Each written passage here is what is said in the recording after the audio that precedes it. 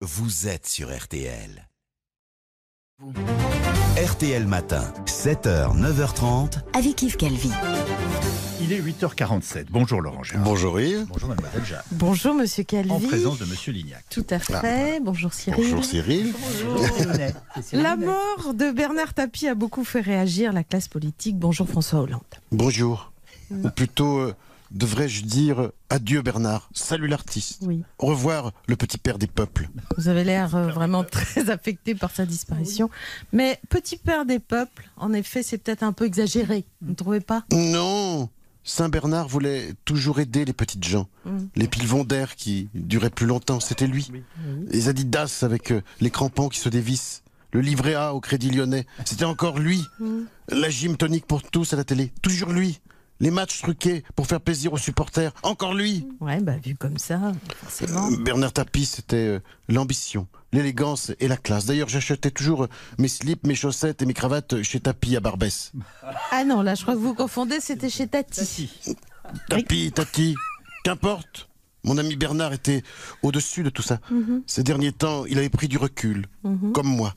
Il a commencé chanteur et moi aussi, on m'a fait chanter. Et après, la politique, il a fait du théâtre, du cinéma, de la télévision, comme moi. Ah bon, vous aussi, vous comptez démarrer une carrière de comédien? Oui, je vais reprendre le rôle de Bernard Tapie dans Homme-Femme, mode d'emploi de Claude Lelouch avec Valérie Trierweiler. J'aurais voulu être artiste pour pouvoir faire mon numéro. Eh bien, merci pour ce bel hommage, François Hollande. Merci. À vous, je peux bien le dire. Oui. Même s'il avait une Porsche et moi un scooter, je l'ai toujours admiré. Il me faisait penser à Jean Jaurès. N'oublions pas qu'il a été adoubé par Mitterrand. Il avait un yacht, un avion privé, un riad à Marrakech, une villa à Saint-Tropez. Je crois qu'avec Bernard Tapie, nous avons perdu le dernier grand socialiste de l'histoire. Voilà, qu'est-ce qui se passe là? Ah, mais c'est pénible ce machin là. Bonjour Nicolas Sarkozy, c'est vous qui faites ce bruit? Ah, oui. C'est pénible, hein? Oui, c'est le cadeau que m'a offert la juge. Il dit joli ce bracelet, mais il casse un peu les oreilles. Hein. Mais oui, vous avez été condamné à 1 an de prison ferme pour financement illégal, une peine aménagée en détention à domicile, sous surveillance électronique. Du coup, ma première question est la suivante. Que faites-vous ici? Mais vous voulez que je vous dise ce que je fais chez vous? Oui. Dans ce studio, en costume et chaussures cirées, plutôt que d'être chez moi, sur mon canapé en jogging et pantoufles? Voilà. Je vais vous le dire. Je suis venu demander officiellement à ce qu'on m'enferme en prison. Quoi? Mais pourquoi? On voit que c'est pas vous qui devez toute la journée supporter les ritournelles italiennes chantées par une voix de fausset. C'est une torture. J'en appelle à la Cour européenne des droits de l'homme. Je vous en supplie, enfermez-moi. Et puis, les parties de Monopoly avec la petite Julia, ça va bien 5 minutes. Hein. En plus, elle est taquine, la petite Julia. Tout le portrait de son père. C'est-à-dire? C'est toujours elle qui construit les hôtels internationaux rue de la Paix. Ah oui. Et puis, je sais pas comment elle fait. Elle me fait toujours passer par la case prison sans toucher les 20 000. Franchement, je crois que je préférerais encore jouer à la belote avec Riton le dessoudeur dans une cellule à la santé. Certes, mais vous avez maintenant tout loisir de vous adonner à votre nouvelle passion, on le rappelle, la culture. La culture, oui, c'est ça, vous avez raison. Je vais enfin pouvoir lire mon livre. Ah oui. Promenade, 300 pages, 29 € chez Intermarché. Ça parle comme quoi que la culture, c'est l'essentiel de ma vie. Très bien. Je l'ai dit à votre consoeur qui a un nom de voiture, là, comment elle s'appelle déjà? Laurence Ferrari. Voilà, c'est ça. Je lui ai dit, avec ma Carlita, tous les soirs, on regarde un film ou une série. Oui, le problème c'est qu'il y a quelques mois, votre épouse expliquait qu'elle était fan des Mystères de l'amour, la suite de Hélène et les garçons. Et alors, quand Cri-Cri d'amour, il se sépare de Fanny à cause que Nicolas, il a des vues sur elle, oui. malgré qu'il soit marié à Hélène, c'est bouleversant. Ah voilà. Ça vaut les livres pour maigrir d'Albert Cohen. Non, je crois que vous confondez Albert Cohen avec le professeur Jean-Michel Cohen. Oui, on va pas chipoter. Hein. Non. Ça commence, faut que je vous laisse. Oui. Faut que je rentre à la prison. Je dis à la maison. Oui. En attendant, n'oubliez pas d'acheter Promenade, 300 pages, 29 € chez Carrefour Market.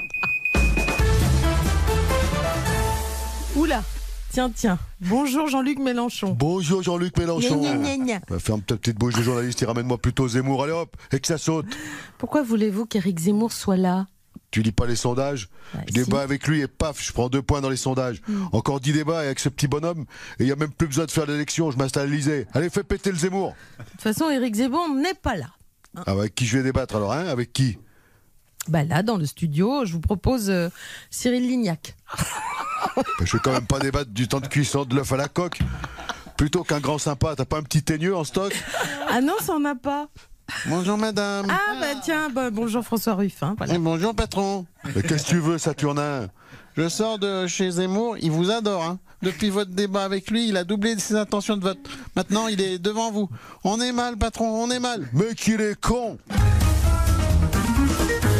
Tournons maintenant une page de publicité avec notre ami Benjamin Castaldi. Bonjour, c'est Benjamin Castaldi, l'ancien animateur de télé-réalité qui écrit des livres sur son papy Cotard et sa mamie Cocu. En mai prochain, si l'église Zemmour est élu et il est élu président, il faudra adapter notre alimentation. Je vous présente donc mon nouveau livre, Manger comme j'aime avec Zemmour. Et en quoi consiste la cuisine d'Éric Zemmour? Vous nous intriguez. C'est comme pour les prénoms. La cuisine arabe sera autorisée à condition de la franciser. Dans mon livre, vous découvrirez donc la recette du couscous de Zemmour à base de jarret de porc, la recette du tagine de Zemmour à la saucisse de porc, sans oublier la pastilla au porc, les briques au porc et en dessert, les cornes de porc avec un bon thé au porc. Bah, ça fait beaucoup de porc. Hein. Je sais, mais quand Zemmour sera élu, tout le monde va manger du porc. Pas comme ma mamie Cocu qui n'aimait pas la saucisse. Et c'est pour ça que mon papy Cotard, il allait tremper la sienne dans Marilyn Monroe. Oh non, mais ça c'est pas possible. Vous risquez de reprendre vos kilos avec toutes ces recettes à base de porc. Vous n'avez pas peur de perdre le salaire que vous verse comme j'aime? Si, mais c'est pas grave, parce que maintenant que je suis auteur de best-seller, je me fais plein de sous. Et puis de toute façon, je peux plus faire de pub parce que j'ai cassé ma perche à selfie en essayant de me gratter le dos avec. Nous rions un peu avant de poursuivre. Oui, rions un peu. Voilà. Eddie Mitchell va faire paraître un nouvel album en préambule, un single dont le titre est Un petit peu d'amour, est sorti il y a quelques jours. Cette chanson est un hommage à son ami disparu, Johnny Hallyday. Voici un extrait. Pour moi, t'étais plus qu'un ami, un demi-frère, presque un sosie. Bonjour Monsieur Eddie. Ah oui, hello, Sister Jane. Et good morning, Mr. Calvi, qui, comme moi, aime le rock et la country. Tout à fait. Je lui conseille d'ailleurs de mettre une petite cravate ficelle de cow-boy autour des cols de ses célèbres chemises, fameuses Calvi's chemises. Ah oui, ce serait joli, avec autour de son cou, non pas une tête d'apache en métal, mais une tête de bœuf pour célébrer la plus grande passion de Mr. Calvi. Quoi, le rodéo? Non, le bœuf bourguignon, Le le bourguignon. fameux Burgundy beef. Bien, revenons plutôt à cette très belle chanson hommage à votre ami Johnny Hallyday. Absolutely, mais j'aurais pu, comme Anne Hidalgo, the famous dingo du vélo, l'honorer d'une sculpture en ferraille, mais je ne suis pas assez chez Casto, pas passé chez Casto, je n'avais pas la boîte à outils. Du coup, j'ai utilisé mon matériel personnel, c'est-à-dire quelques notes de musique et puis un petit peu d'amour. Oui, on ne vous sent pas très convaincu par cette sculpture inaugurée, rappelons-le, à Bercy par Laetitia Hallyday et la maire de Paris. Une sculpture composée d'une moto désossée, posée sur un manche de guitare géant. Ah oui, et pourtant c'est joli. Poser une moto sur un pylône en forme de manche de guitare témoigne d'une belle imagination ou de problèmes psychiatriques sévères. The famous zinzin thérapie. Pourtant, la guitare et la moto étaient les deux passions de Johnny. Hein, ah, ben oui, ça, je dis monsieur, absolument, mais Jade. D'ailleurs, j'attends avec impatience l'inauguration d'une sculpture hommage à la carrière trop brève de Benjamin Griveaux. Un phallus géant, John Phallus, en acier de 25 mètres avec un smartphone désossé dessus. Ah oui, alors là, je dis bravo, ils sont prêts à tout. Merci, monsieur. Ils sont vraiment prêts.